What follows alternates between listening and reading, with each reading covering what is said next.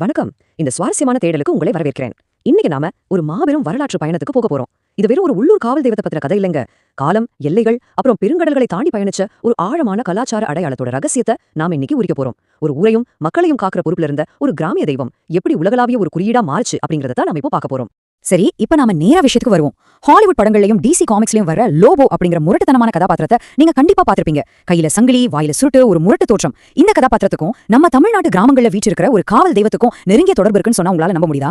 நிச்சயமாங்க. அந்த பிரமிக்க வைக்கிற தொடர்பு என்ன அப்படிங்கறத தான் இந்த விளக்கப்பதிவுல நாம கண்டுபிடிக்க போறோம். இன்னைக்கு நம்ம தேடலோட பாதை இதுதான். 1, சங்கிலி கருப்பு எப்படி உலகம் முழுக்க பரவினார். 2, அவரோட வழிபாட்டு முறைகள். 3, நடுகல்ல இருந்து எப்படி கருப்பசாமியா மாறினாரு. 4, உருவத்தின் பரிணாம வரலாறு. அப்புறம் 5, கடல் கடந்த கருப்பசாமி. பகுதி 1, உலகம் முழுக்க பரவிய சங்கிலி கருப்பு. ஒரு சின்ன கிராமத்து தெய்வத்தோட யாருமே எதிர்பார்க்காத உலகளாவிய பயணம் இது. கரீபியன் தீவுகளான ட்ரினிடாட் மற்றும் டொபாகோல இவர் சங்கினி பாபா அப்படிங்கிற பேரோட மிகச் சக்தி வாய்ந்த கடவுளை வழிபடப்படுறாரு. ஃபிஜி, சிங்கப்பூர்னு பல நாடுகள்ல இவருக்கு தீவிர பக்தர்கள் இருக்காங்க. இது எல்லாத்தையும் விட நான் முன்னாடி சொன்ன மாதிரி தமிழ்நாட்டுல சங்கிலி கருப்புன்னு அழைக்கப்படுற இவரோட அந்த கருமையான நிறம், கையில சங்கிலி, வாயில சுருட்டு, இந்த அடையாளங்களை இன்ஸ்பிரேஷனா வச்சுதான் டிசி காமிக்ஸோட லோபோ கதாபாத்திரமே உருவாக்கப்பட்டுச்சு. உண்மையாவே இது எவ்வளவு ஆச்சரியமான விஷயம் பாத்தீங்களா? பகுதி 2, வழிபாட்டு முறைகள் மற்றும் வகைகள். உலகளாவிய பார்வையிலிருந்து திரும்பவும் நம்ம தமிழ்நாட்டுக்கே வந்து இந்த வழிபாட்டோட பிரம்மாண்டத்தை பார்ப்போம். தமிழ்நாட்டுல கருப்பசாமிக்கு எண்ணற்ற வடிவங்களும் பெயர்களும் இருக்குங்க. சங்கிலி கருப்பன், முத்து கருப்பன் ஆரம்பிச்சு பெரிய கருப்பன், சின்ன கருப்பன், மதையானை கருப்பன், சோனை கருப்பன், வேட்டை கருப்பன், புனுகு கருப்பன், மாட, ஆண்டி, வீர கருப்பன், ஏகப்பட்ட பெயர்கள்ல பல கோயில்கள் ஊருக்கூர் வியாபிச்சிருக்கு. வெவ்வேறு சமூக மக்கள் கிட்ட இந்த வழிபாடு எவ்வளவு ஆழமா வேரூன்றி இருக்கு அப்படிங்கிறதுக்கு இந்த பட்டியல் ஒரு சிறந்த உதாரணம். இது நமக்கு ரொம்ப தெளிவா உணர்த்துறது என்னன்னா, வழிபாட்டு முறைகள்ல இருக்கிற வித்தியாசங்களை தான்.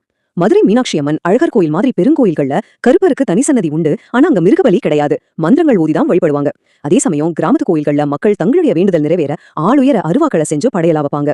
பாரம்பரிய கிராமப்புறங்கள்ல ஆடு, கோழி பலியிட்டு சுருட்டு, மதுபானம் வச்சு சாமியாடி குறி சொல்ற வழக்கம் இன்னைக்கும் ஒரு முக்கிய நெறிமுறையா பின்பற்றப்படுது. பகுதி 3, நடுகல்லிலிருந்து கருப்பசாமியாக.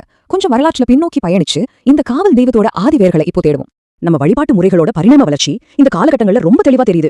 ஆதி காலத்துல நம்ம உருவமற்ற வழிபாட்டுல தான் இருந்தோம். அப்புறம் கொற்றவை மாதிரியான பெண் தெய்வ வழிபாடு மேலோங்குச்சு. அதுக்கப்புறம் தமிழர்கள் வாழ்ந்த 5 திணை நிலங்களுக்கும் முருகனை போல தனித்தனி தெய்வங்கள் உருவாச்சு.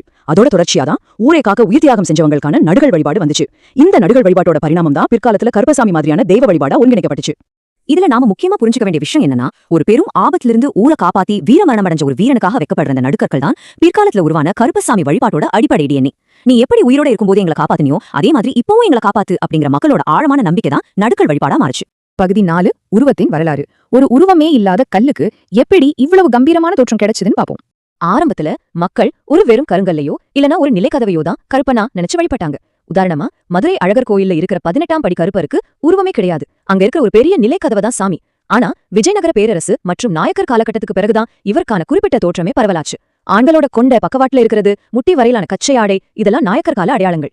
நெதர்லாந்து மியூசியம்ல இருக்கிற 18ஆம் நூற்றாண்டைச் சேர்ந்த கருப்பசாமியோட வெண்கல சிலை இதுக்கு ஒரு மிகச்சிறந்த சான்று. தொல்லியல் ஆய்வாளர் சாந்தலிங்கம் சொல்ற ஒரு சுவாரஸ்யமான விஷயத்தை கேளுங்களேன். தங்களுக்கு கிடைக்கிற வேற சிலைகளையும் தங்களோட சொந்த ஊர் காவல் தெய்வமா மாத்தி வழிபட தன்மை மக்களுக்கு இயல்பாவே இருக்கு. புத்தர் சிலைக்கு முன்னாடி பலியிடக்கூடாதுன்னு கொஞ்ச தூரத்துல இருக்கிற பைரவர் சிலையா கருப்பசாமியா நினைச்சு மக்கள் பலியிட்டு வழிபடுறாங்க. பண்பாடுகள் எப்படி ஒன்னோடு ஒண்ணு கலந்து உருமாறுது அப்படிங்கிறதுக்கு இது ஒரு அருமையான மானுடவியல் பதிவு. அதே போல கருப்பசாமி அப்படிங்கிற பேருக்கு பின்னாடி இருக்கிற அர்த்தமும் ரொம்ப சுவாரஸ்யமானது. கருப்புங்கிறது நிறத்தை குறிக்குது நாம நினைப்போம். ஆனா அதை தாண்டி கருப்பு அப்படிங்கிறதுக்கு பஞ்சம் அப்படின்னு ஒரு பொருளும் இருக்கு. காத்து கருப்பு அப்படின்னா பஞ்சத்துல இருந்து ஊரை காத்து நிற்பவர் அப்படின்னு அர்த்தம். அதனாலதான் கருப்பசாமி சிலைகள் எப்பவுமே ஊருக்கு வெளியே ஊரை பாதுகாக்கிற எல்லையில வைக்கப்படுது. இந்த பஞ்சம் அப்படிங்கிற வார்த்தை அடுத்து நாம பார்க்க போற ஒரு மிக துயரமான வரலாற்று நிகழ்வுக்கான ஒரு முன்னறிவிப்பு தாங்க. பகுதி 5, கடல் கடந்த கருப்பசாமி. பழங்கால வரலாற்றிலிருந்து 19ஆம் நூற்றாண்டுல நடந்த ஒரு துயரமான புலம்பெயர்வு பத்தி இப்போ நாம பேச போறோம். இப்போ நாம பார்க்க போறது இப்படி இந்த வரலாறு கட்டமைக்கப்படுதுன்னு. 19ஆம் நூற்றாண்டுல பிரிட்டிஷ் ஆட்சி காலத்துல தமிழ்நாட்டுல ஒரு கொடிய பஞ்சம் வந்துச்சு. அதே நேரத்துல உலகெங்கும் அடிமை முறை ஒழிக்கப்பட்டு காலனித்துவ தோட்டங்கள்ல வேலை செய்ய பிரிட்டிஷ்காரங்களுக்கு மிக மலிவான ஆட்கள் தேவைப்பட்டாங்க. ஒருவேளை சாப்பாட்டுக்கே வழி இல்லாம பஞ்சத்துல சிக்கி தவிச்ச நம்ம தமிழர்கள் ஒப்பந்த தொழிலாளர்களா கரீபியன், ஆப்பிரிக்க நாடுகளுக்கு போக நிர்பந்திக்கப்பட்டாங்க. கப்பல்ல ஏறினவங்க வெறும் கையோட போகல. தங்களை இந்த துயரங்கள்ல இருந்தும் அடிமை சங்கிலியில இருந்தும் உடைச்சு காப்பாத்துவாங்கிற ஆழமான நம்பிக்கையோட ஊர் எல்லையில நின்ற சங்கிலி கருப்பனையும் தங்க மனசுல சுமந்துட்டு தான் போனாங்க. இதுல உண்மையாவே ரொம்ப நெகிழ்ச்சியான விஷயம் என்னன்னா, சொந்த மண்ணை விட்டு பல்லாயிரம் மைல்கள் கடந்து போன அந்த மக்களோட நம்பிக்கை வீண் போகல. அந்த ஒப்பந்த தொழிலாளர்களோட அடிமை தலைகளை உடைக்க வந்த தெய்வமா சங்கிலி கருப்பன் அங்க மாறினாரு. காலப்போக்குல அவர் அந்த மக்களோட உச்சபட்ச பாதுகாவலனா உருவெடுத்து அங்க இருக்கிற மக்களால் சங்கினி பாபா அப்படின்னு அழைக்கப்பட்டு இன்னைக்கும் சக்தி வாய்ந்த கடவுளா வீற்றிருக்காரு. மக்கள் தங்களை உயிரோட தக்க வச்சுக்க நடத்தின ஒரு போராட்டம் தான் ஒரு உள்ளூர் தெய்வத்தை இன்னைக்கு ஒரு உலகளாவிய குறியீடா மாத்திருக்கு.